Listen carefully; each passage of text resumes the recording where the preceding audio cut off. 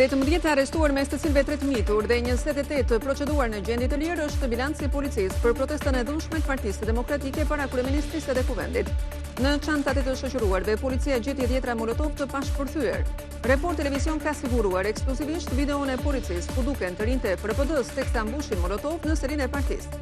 Edhe sot Berisha përsëriti kërcënimet për sulme në zyrat e Partisë Socialiste në të gjithë vendin. Komuniteti musliman i Shqipërisë e qua një akt pa justifikuar dhunën pranë xhamisë namazjas në protestën e Partisë Demokratike, teksa besimtarët po faleshin. E teksa thotë se disa besimtarë u lënduan, KMSH nuk e drejton gishtin as tek protestuesit me molotov dhe as tek policia. Nga ana tjetër, Berisha akuzoi policinë për gazin, por shfaqsoi të vetët.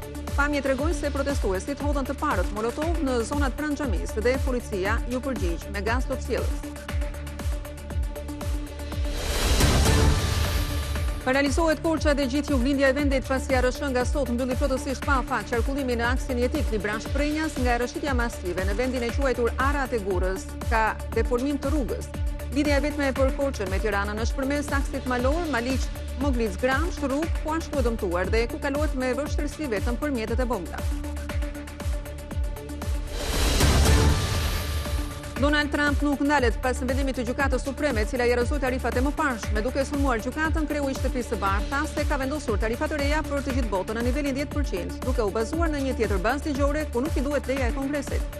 Pas vendimit të Supremes, qeveria amerikane përballet me një çështje që kërkon zgjidhje, pretendimet e bizneseve për rimbursim të taksave të paguara, shumë që shkon në rreth $200 miliardë.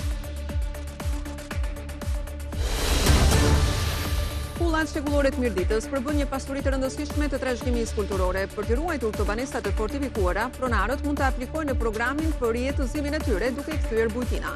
Historianët po identifikojnë kullat e vjetra me shpresën se edhe ato do të përfshihen në program.